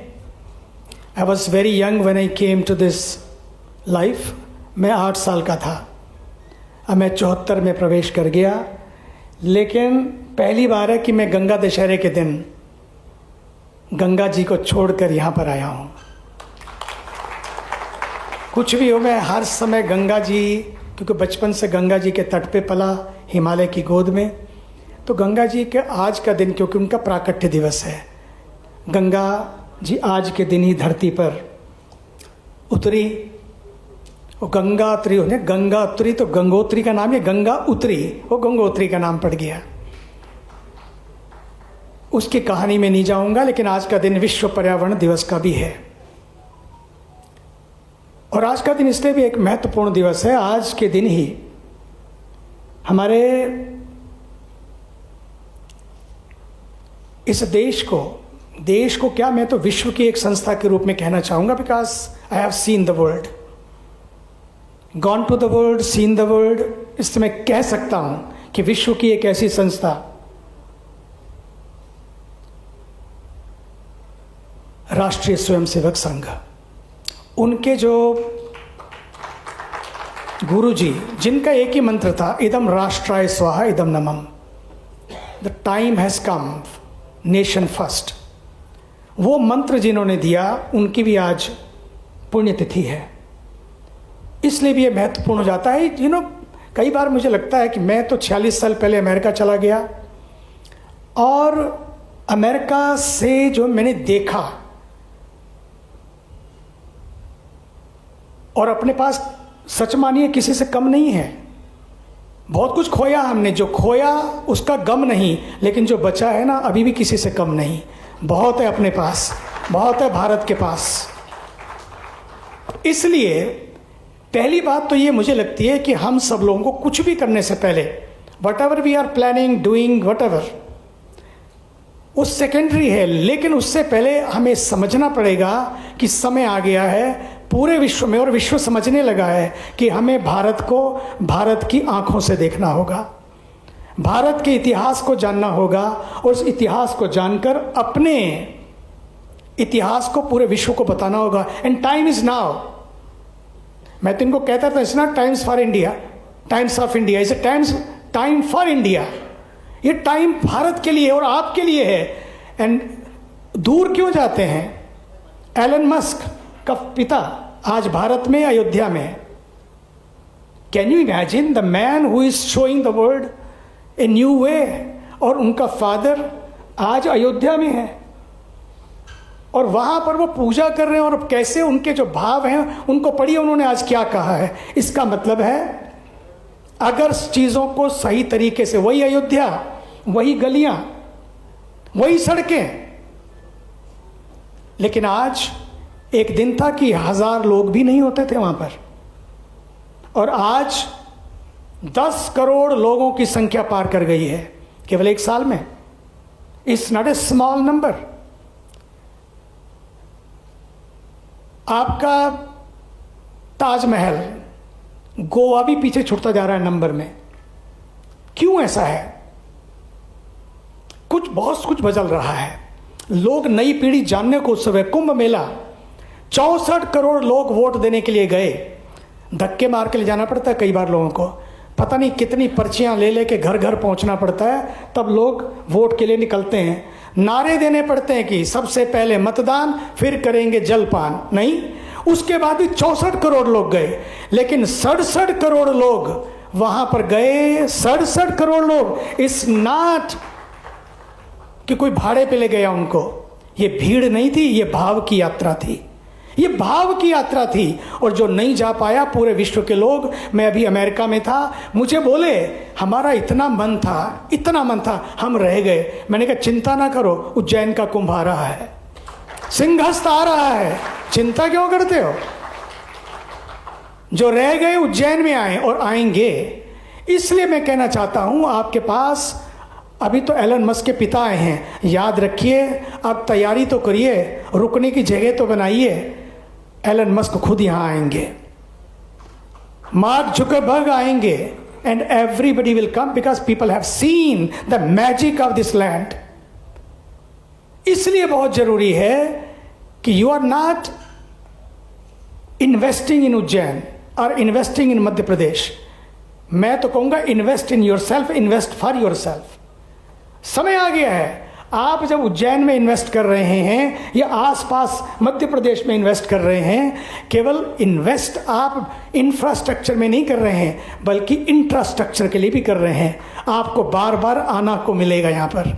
आप यहाँ रहेंगे, आपके बच्चे जुड़ेंगे, क्योंकि मैंने देखा है चीज़ें बदलने वाला चाहिए, चीज़ें बदलती हैं। मुझे याद है जब मैं 50 साल पहले अमेरिका में कोई मंदिर नहीं था, केवल एक ही मंदिर था, वो था फ्लशिंग क्वींस न्यूयॉर्क में, छोटा सा शिव मंदिर। आज वो भी बड़ा हो गया है। लेकिन जब हम लोगों ने यात्रा शुरू की, आदरणीय मुख्यमंत्री जी, उस समय इतनी मुश्किल थी कि मुझे पहला कोई संस्कार कार्यक्रम था, होटल में ले जाया गया, दूसरा तो फिर होटल में, तीसरा तो फिर होटल। तो मुझे लगा कि सारे संस्कार ऐसे होंगे, तो ये तो सारी संस्कृति ही नष्ट हो जाएगी, संस्कार नष्ट हो जाएंगे। और ये मान के चलिए आपके पास कि संपत्ति बहुत जरूरी है। I have seen the people all over the world. I met Bill Gates and everybody. मुझे मालूम है वो कैसे सोचते हैं, कैसा सोचते थे और आज कैसा सोचते हैं। क्यों बदला उनका जीवन? कि उन्होंने समझ लिया the life is not only to have more, life is to be more, and being more is sharing more, giving more, caring more, serving more. ये जो जीवन है ना, इसलिए मैं कह रहा हूं, you are not investing for the hotels and hotel management or infrastructure. You are investing yourself and investing for yourself. अपनी आने वाली पीढ़ियों के लिए किसी को आगे बढ़ना पड़ता है। बहुत लोगों ने बलिदान दिए हैं, तब जाके ये कल्चर खड़ा हुआ है, ये फ्यूचर खड़ा हुआ है। ये क्यों हुआ ये सारा? ये इसलिए क्योंकि हजारों साल से इतना कुछ हमने देखा है, लेकिन आज भी जो बचा है, इसलिए बचा है कि इसके पीछे त्याग है, तपस्या है। आज मध्य प्रदेश के लिए, सच मानिए, मध्य प्रदेश इतनी प्यारी धरती है, इतनी बड़ी धरती है, यहाँ पर सब कुछ है। अगर थोड़ा सा इंफ्रास्ट्रक्चर, थोड़ी सी सड़कें, जो शुरुआत हो गई, मैं आज आया, देखा मैंने, मुझे इतना अच्छा लगा कि लगता ही नहीं कि उसी उज्जैन में वापस लौट रहा हूं। मैं आया था महाकाल का, जब महालोक का अर्पण हुआ था भारत के यशस्वी तपस्वी ऊर्जावान प्रधानमंत्री जी वहां थे, मैं सुन रहा था, हम साथ ही सामने ही थे, साथ ही थे जब उद्घाटन हुआ। और वो दिन मैं अभी जब एयरपोर्ट पे आया, मुझे बोले कहाँ जा रहे हैं, मैंने कहा मैं उज्जैन जा रहा हूँ। बोले हाय हाय, हमारे चारों धाम हो गए, अब तो महाकाल का दर्शन बाकी रह गया, अब उसको भी करना। ले चारों धाम करने के बाद भी अगर किसी को इच्छा हो रही है कहीं जाना है, वो महाकाल की हो रही है, उज्जैन की हो रही है, कि मैंने कहा चिंता ना करो, मैं तो वहीं से ही एडवर्टीजमेंट करता आ रहा हूं। मैंने एयरपोर्ट पे उनको कहा, फिर फ्लाइट में 2 लोग मिले, मेरे बगल में बैठे थे, बोले आप भी उज्जैन जा रहे हैं? फ्लाइट इंदौर की है, लेकिन पूछ रहे हैं आप इंदौर जा रहे हैं। चीजें बदल रही हैं। जिस दिन मुझे याद है, अमेरिका 22 जनवरी को, जिस दिन अयोध्या में जिस दिन श्री रामलला विराजमान हुए, आज भी कैसा संयोग है, आज वहां पर राम दरबार विराजमान हुए अयोध्या में, योगी जी का बर्थडे, और आज के दिन वहां वही हो रहा है। और उस दिन मैं कैलिफोर्निया में था, 20 तारीख की बात है, 20 जनवरी की, मैं कैलिफोर्निया से चला, मैं एयरपोर्ट पे आया, वहाँ बहुत सारे हमारे सरदार जी लोग, क्योंकि कैलिफोर्निया में बहुत से हैं, वो सारे बैठे थे, बहुत सारे लोग। जैसे ही उन्होंने मुझे देखा एयरपोर्ट पे, मुझे बोले तुसी भी उत्थे जा रहे हैं? मैंने कहा कहाँ? बोले अयोध्या। ले ये देख के लोगों को लगता है कि जनवरी आ गई तो अयोध्या जा रहे हैं। ये माहौल बना है, केवल मुल्क में नहीं पूरे विश्व में बना है। ये आप लोगों के पास अपॉर्चुनिटी भी है और आप लोगों के पास चैलेंज भी है कि आने वाले कुंभ से पहले इतना बड़ा इंफ्रास्ट्रक्चर हो, इतनी सारी जगह बना दीजिए, लोगों को लगे लोग इतने ज़्यादा आ जाएं, जगह कम पड़ जाए। और ऐसा हो सकता है, ऐसा हो सकता है। और स्पिरिचुअल वेलनेस की जहाँ तक बात है, देखिए ये जो हेल्थ है ना, स्वास्थ्य है, वो अस्पतालों से नहीं आता। अस्पतालों से स्वास्थ्य नहीं आता है, वो हमारे आहार से आता है, हमारे व्यवहार से आता है, हमारे विचार से आता है, हमारे संस्कार से आता है। और स्पिरिचुअल वेलनेस का मतलब ही यही है कि जियो, लेकिन होश से जियो, कॉन्शियसली लिविंग। मैं बहुत, क्योंकि आज समय कम है, नहीं तो मैं आपको सच में बताता। Let me tell you, I was in Japan. मैं जापान में था तो मुझे बताया गया, वहाँ एक कॉन्फ्रेंस थी, वहाँ डॉक्टर्स थे, सारे बोले you know what they are prescribing now, क्या वो अपना नुस्खा लिख रहे हैं। आपको आश्चर्य होगा, आश्चर्य होगा आपको। वो लिखते हैं, अगर आपको हेल्दी रहना है, have a forest bathing. Forest bathing, जंगल में जाओ, नेचर के पास जाओ, वन में जाओ, एंड वहां जाके क्या करो? बोले go to nature, be with the nature, check your nature and change your nature. ये, और इसके लिए आपको कहीं और नहीं जाना पड़ेगा। मध्य प्रदेश के पास इतना कुछ है। मेरा इतना मन करता कई बार, मैंने तो अभी आते ही कह दिया, आप तो अभी विचार ही कर रहे हैं, अभी बना के देंगे लेटर ऑफ इंटेंट, क्या बोलते हैं वो, यही बोलते हैं ना, LOI। मैंने तो बैठते ही बोल दिया, जब मैंने आपको सुना और आपको सुना, बैठते ही बोल दिया। मैंने कहा 2 तो हम ही ले रहे हैं, 2 जगह तो ले, इससे ज़्यादा और क्या होगा। अरे अपने तो फक्कड़ हैं भैया, अपने तो 8 साल के थे, निकल गए। और मैं आपसे कहना चाहता हूं, सच बात तो ये है, अमेरिका में भी सच्ची, आपको देख के मुझे याद आ गया, जब सबसे पहले मैं गया 46 साल पहले, वहां पर मुझे जब बात आई कि अब कुछ कल्चरली करना पड़ेगा, तो मैं कोई तो कल्चरल सेंटर हो, कोई temple, you know that's the way we meet, how we meet socially, इसीलिए ऐसे ही मिलते हैं। तो मैंने उनको कहा कि चलो एक मंदिर बनाते हैं। तो बोले मंदिर बनाते हैं, तो यहाँ तो अभी यंग काफ़ी, क्योंकि 60s, लेट 60s में अभी लोग जो गए थे वो काफ़ी यंग थे सारे, तीन ही कम्युनिटी थी, डॉक्टर्स, प्रोफेसर्स एंड इंजीनियर्स। उसमें आईटी तो होती था ही नहीं, तो ये तीनों कम्युनिटी थी। सब यंग बच्चे थे, यंग लोग थे, शादियां हुई थी, सब गए थे वहाँ पर। और वहाँ पर मंदिर के लिए दान करना भी इतना आसान नहीं था उस समय, इकट्ठा करना $25 भी बड़ा थोड़ा मुश्किल होती थी, लेकिन फिर भी शुरुआत हुई, शुरुआत हुई। और शुरुआत जब की तो वहाँ जब बात हुई तो वहाँ पर कुछ जैन भाई मिले, तो मैंने कहा भैया तुम कितने हो? बोले 3 वहाँ पर है फैमिली हैं, 2 वहाँ पर हैं, 3 100 किलोमीटर पे हैं, 2 50 किलोमीटर। तो मैंने कहा ठीक है, तो इकट्ठे करते हैं, हिंदू जैन मंदिर बनाते हैं। बोले ये क्या होता है? हिंदू मंदिर तो होता है या जैन मंदिर होता है, हिंदू जैन मंदिर क्या होता है? मैंने कहा जो नहीं होता वही करना है, अमेरिका में वो करना है इसलिए कि तुमको साथ साथ रहना है। पर बोले वो तो श्वेतांबर है और ये दिगंबर है, ये तो साथ साथ होता नहीं है, ऐसा भारत में भी अभी नहीं है। मैंने कहा जो भारत में नहीं होता वही करना है यहाँ पर, ताकि यहाँ से इंपोर्ट हो जाए। और वही हुआ। You will not believe it is not easy. मैंने बिरला जी से बात की वहाँ पर, बिरला जी ने तुरंत ही भगवान पार्श्वनाथ जी की भी और भगवान, देखिए ये हमारी संस्कृति है। वो हिंदू थे लेकिन मूर्तियां किसने दी जैन मंदिर के लिए? बिरला जी ने, भगवान पार्श्वनाथ जी की और भगवान महावीर स्वामी जी की भी। और पहला मंदिर बना 46 साल पहले अमेरिका में, जहां पर दोनों विराजमान। और फिर वहां से मैंने तो पक्का किया, जब लोगों को इकट्ठा करना था, हर अगले दिन में ट्रैवल करता था, तो मैंने वहां पर क्या किया कि हर उस दिन ये किया कि वहां पर जो भगवान महावीर की मूर्ति लाएगा वहीं पर उनको, मजे की बात थी वहां नीचे गुरुद्वारा भी, आर्य समाज भी, शिव भी, शैक्त भी, शाक्त भी, वैष्णव भी, और सारे वहां पर थे। और आज वो मॉडल ऐसा बना, फिर ऑस्ट्रेलिया में बना, first modern underground in the world, और सारा आगे बना। आज 1500 टेम्पल्स पूरे नॉर्थ अमेरिका में हैं। आज हिंदू भी, जैन भी, सिख भी, सारे, मतलब सभी लोग। और यही हमारी संस्कृति है कि worship your own and respect all, worship your own and respect all. अपनी अपने ढंग से पूजा करो। अंतिम बात, देव भक्ति देखो भाई, अपने अपने ढंग से करो, लेकिन देशभक्ति सारे मिलके करो।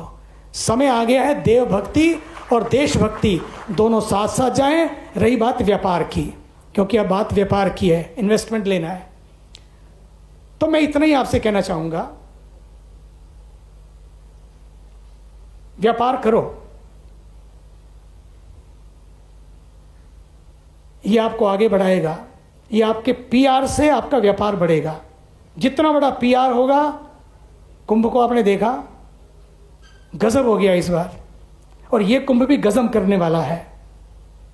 कई लोग कहते गजब ढाने वाला है, मैं कहता गजब ढाने वाला नहीं, गजब करने वाला है।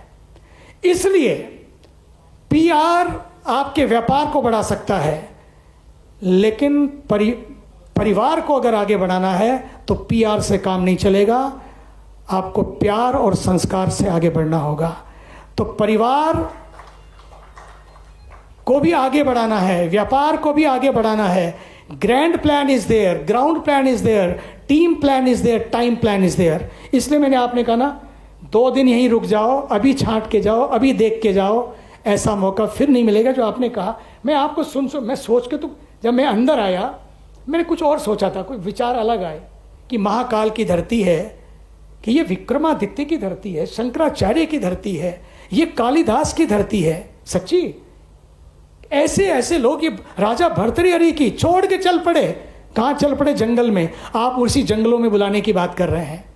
जहां का राजा छोड़ के जंगल में चला गया, आप उसी पूरे वातावरण को, फॉरेस्ट का वातावरण बना के, एनवायरमेंट, ये पूरा सुंदर ग्रीन वातावरण बना के आप यहां पर सबको बुलाने जा रहे हैं। ये संदेश दे सकते हैं कि ये वो अरे आप इसको देख लीजिए ना, स्टीव जॉब की वाइफ को, अभी कुंभ मेला में आई, स्टीव जॉब की वाइफ, जिसके एक फोन निकलता है प्रो मैक्स 16, क्या वो यही था ना उसका, प्रो मैक्स 16 या कुछ आया था उसका, जो नया वाला आया, और वो आया तो 1 घंटे में कई लाख फोन बिक गए। और जिसके फोन बिक गए कई लाख 1 घंटे में, वो मौन करने के लिए आ गई कुंभ मेला में, वो आई आके मौन हो गई। जिसके फोन 1 घंटे में इतने बिकते हैं, वो फोन वाली स्टीव जॉब की वाइफ जब आई, लोरेन थी ना, कि लोरेन ही थी शायद, वो यहां आई लोरेन, तो वो यहां आकर मौन हो गई। ये है यात्रा, भारत की यात्रा। ये यात्रा मध्य प्रदेश की यात्रा, ये होगी कुंभ की यात्रा, ये होगी उज्जैन की यात्रा। चीज़ें बहुत सारी मन में हैं, लेकिन मैं उधर नहीं जाऊंगा, क्योंकि नहीं तो आपको सचमुच लगता कि आज जो मैं सोच के आपके लिए आया था वो फिर कभी वो कुंभ के मेले पर, लेकिन आज इतना ही कि लेट अस बी टुगेदर। इसलिए नहीं कि केवल एक इन्वेस्टमेंट है, इसलिए नहीं कि एक होटल बनाना है, इसलिए नहीं कि हमको एक वेलनेस सेंटर बनाना है। सच तो ये है, इसलिए हमें आगे बढ़ाना है, हमें अपने भारत को आगे बढ़ाना है, हमें अपने देश को आगे बढ़ाना है, हमने अपने वतन को आगे बढ़ाना है। आपने देखा नहीं ऑपरेशन सिंदूर क्या हुआ? सारे सिन ही दूर कर दिए, सारे सिन दूर कर दिए। आतंकवाद एक ऐसा सिन था जिसकी कोशिश हुई, आप देखिए। और वो लोग वो थे 22 घंटे में, सच तो अब निकल के आ रहा कि 22 घंटे भी नहीं, 8 घंटे में जो हुआ पूरे विश्व ने देखा। इसलिए मैं कहना चाहता हूं ये वो लोगों की वजह से हुआ जो वेतन के लिए नहीं लड़े बल्कि वतन के लिए लड़ते हैं। वेतन के लिए नहीं, हमारे सैनिक वतन के लिए लड़ते हैं, इसलिए ऐसा हो पाया। हमें इसलिए खड़ा होना है, इसलिए नहीं खड़ा होना है कि मेरा व्यापार कितना बढ़ेगा, बल्कि हमें इसलिए भी करना है कि मेरा देश कितना आगे बढ़ेगा। कुंभ मेला में हम कितनी ज़्यादा से ज़्यादा सुविधाएं लोगों को दे सकते हैं। भारत माता की जय, वंदे, धन्यवाद। संस्कृति और संस्कार का संचार करने के लिए आपका बहुत बहुत धन्यवाद।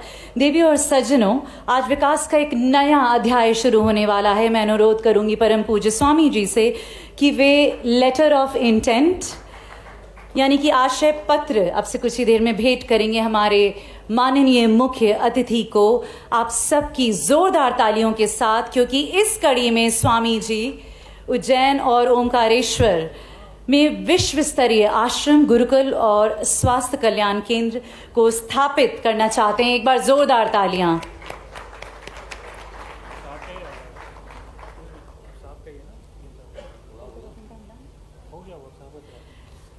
And with that, ladies and gentlemen, it is time now for the MOU exchange between the National Institute of Pharmaceuticals Education and Research, NIPER and MPIDC. NIPER के साथ ये समझौता उज्जैन मेडिकल डिवाइस पार्क को तकनीकी और शैक्षणिक रूप से सशक्त बनाएगा। NIPER medical device park Ujjain एवं MPIDC का नॉलेज पार्टनर रहेगा।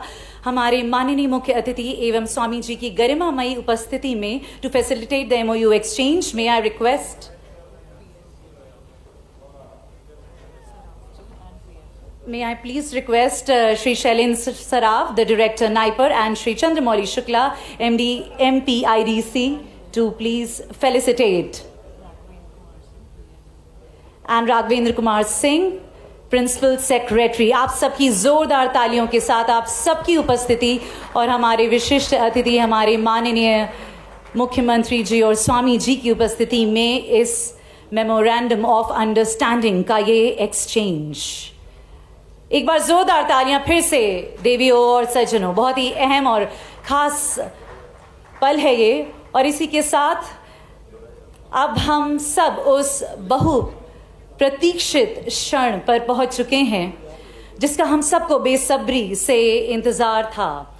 मध्य प्रदेश की सांस्कृतिक, आध्यात्मिक और विकास यात्रा के पथ प्रदर्शक, हमारे यशस्वी, दूरदर्शी एवं जनप्रिय मुख्यमंत्री माननीय डॉक्टर मोहन यादव जी, हमारे गौरव, हमारे प्रेरणा स्रोत, हम सबको संबोधित कर हमारा मार्गदर्शन करेंगे। जोरदार तालियों के साथ अभिनंदन करें श्रीमान।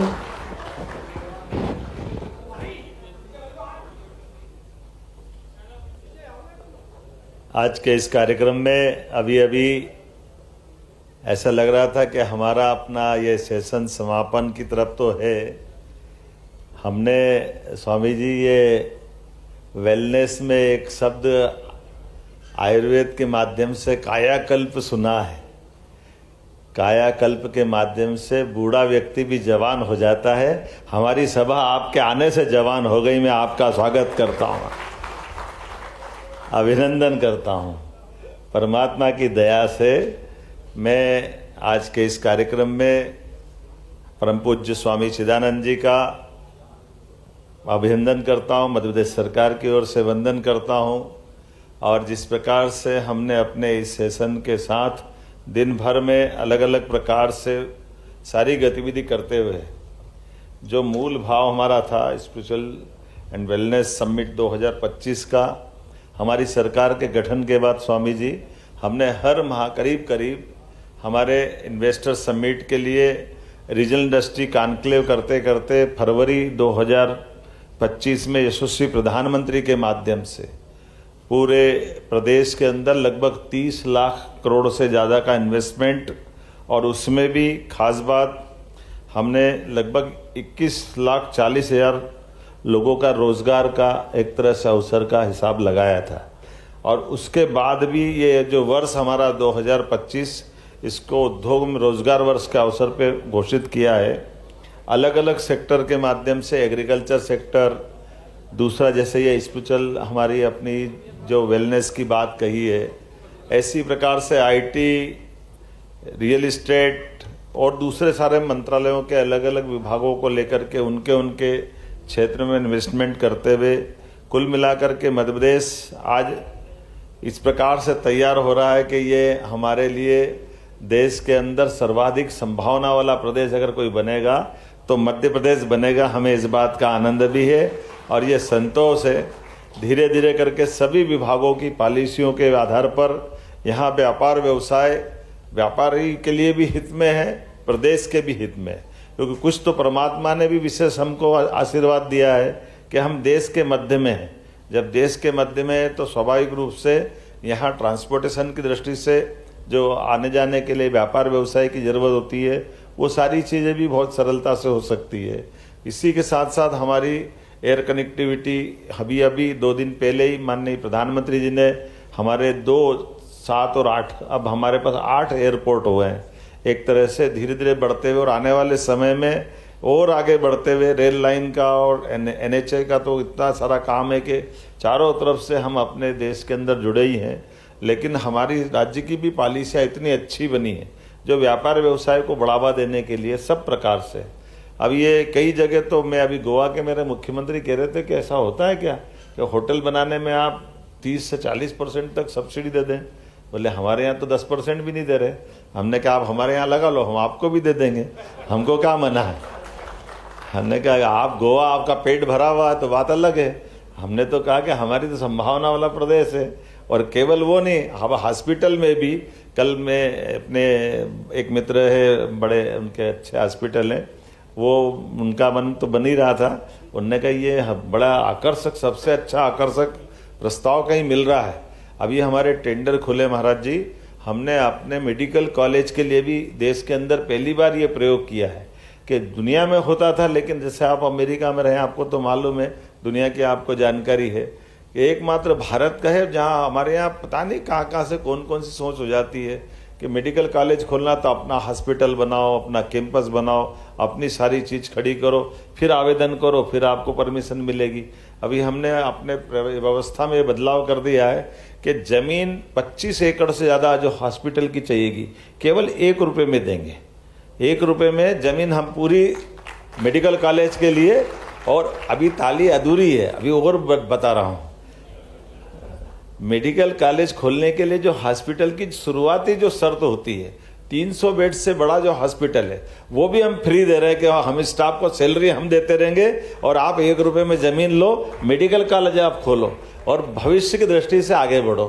एक तरह से ये जो हमारी मेडिकल की शिक्षा हो या सभी प्रकार के उद्योग निवेश की संभावना वाला क्षेत्र, इसके पीछे भाव इतना ही है। दुनिया में ऐसे ही होता है, प्रैक्टिकल करने के लिए तो कहीं भी हॉस्पिटल में ही जाते हैं जो अपने आप होते ही है, और पढ़ाने के लिए अपनी बिल्डिंग बना, सिस्टम बना लें। लेकिन कई प्रयोग ऐसे किए जरूर है जिसके बलबूते पर, जैसे रोजगार पर अगर आप उद्योग लगाओगे तो हमारे रेडीमेड गारमेंट्स के लिए हमको बड़ा अटपटा लगा कि हमारे यहाँ कॉटन पूरे देश में सबसे ज़्यादा मध्य प्रदेश में होता है, लेकिन जहाँ कॉटन नहीं होता वहाँ रेडीमेड गारमेंट्स और कपड़े बनाने के उद्योग चल रहे हैं। हमारा मद्रास से लेके सारे क्षेत्रों में, कोयम्बटूर में गया तो वहाँ सब दूर ये बड़े पैमाने पे निवेश का काम चल रहा है। तो हमने कहा भाई जहाँ कॉटन बन रहा वहीं धागा बनना चाहिए, वहीं कपड़ा बनना चाहिए, वहीं कपड़े को अपना रेडीमेड गारमेंट्स बना करके जहाँ चाहो वहाँ निर्यात करो।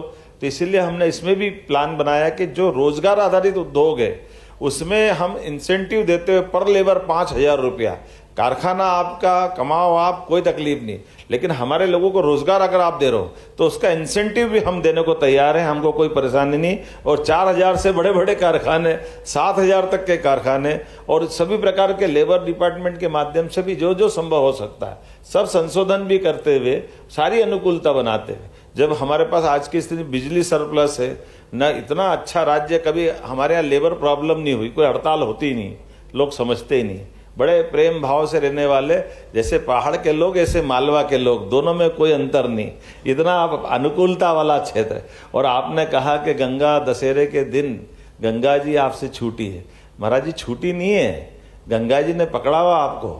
मैं आपको अभी थोड़ा सा निवेदन कर रहा हूँ कि आप थोड़ी देर बाद रामघाट मेरे साथ चलना, हम गंगा बेसन में ही गंगा जी की पूजा करेंगे।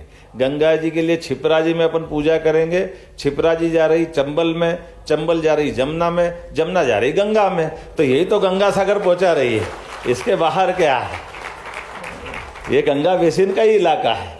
इसी की दृष्टि से हम वही बात कर रहे हैं। इसलिए मंदिर की बात आपने कही, बहुत अच्छी मंदिर संस्कृति, मन के अंदर यही तो मंदिर है हमारे लिए। आत्मा सो परमात्मा, परमात्मा की उस भाव को लेकर के हम सब अपने अपने कामों को लेकर यशस्वी प्रधानमंत्री के नेतृत्व में तेजस्वी, और एक तरह से वो तो ऋषि तुल्य है, उनका जीवन, पूरा जीवन यशस्वी प्रधानमंत्री का, और कितना सुंदर उन्होंने मन में संकल्प लिया है। आज एक साथ 2 तिथियां मिली हुई है, एक तिथि गंगा दशहरा भी है और एक तिथि पर्यावरण दिवस की भी है।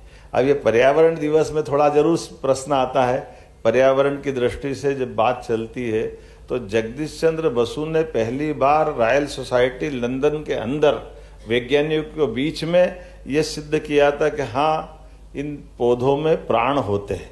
सारे वैज्ञानिकों ने ताली बजा करके बहुत अभिनंदन किया, और जब उनने सिद्ध किया और उसके आधार पर उनका सम्मान भी किया, और इस बात से आनंद से कि भाई आप भारत में जाओगे तो आपको कंधे पे बिठा के नाचेंगे लोग, इतना बड़ा काम आपने कर दिया।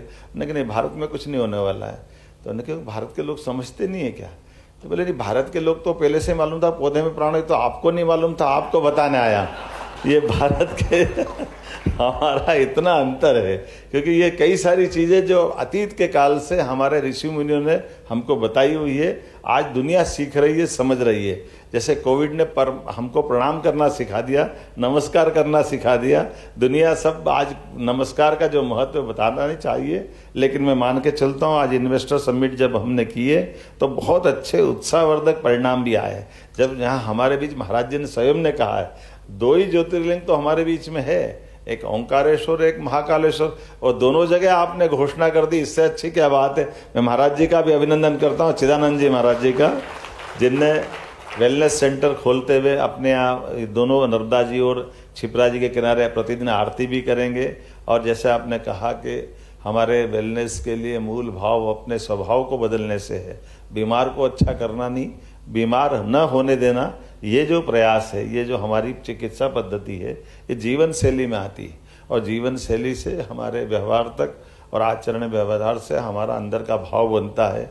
मैं मान के चलता हूँ कि आपके संकल्प के साथ कुछ और बड़े यहाँ ऐसे ही हमारे देवतुल्य आज के इन्वेस्टर बैठे हैं, डॉक्टर भंडारी जी बैठे हैं, लगभग उनने 984 करोड़ का इन्वेस्टमेंट का एक बड़ा प्रोजेक्ट लिया है, आपका भी अभिनंदन। लगभग 400 करोड़ की लागत से सुरेश सिंह भदौरिया जी, आपने भी अपना इन्वेस्टमेंट के लिए यहाँ हमको दिया है। नाम तो बहुत सारे हैं, मैं अलग से बाद में पढ़ दूंगा, क्योंकि मेरा कार्यक्रम 5 बजे तक का था और 5:30 से ऊपर का टाइम 5:45 हो गया।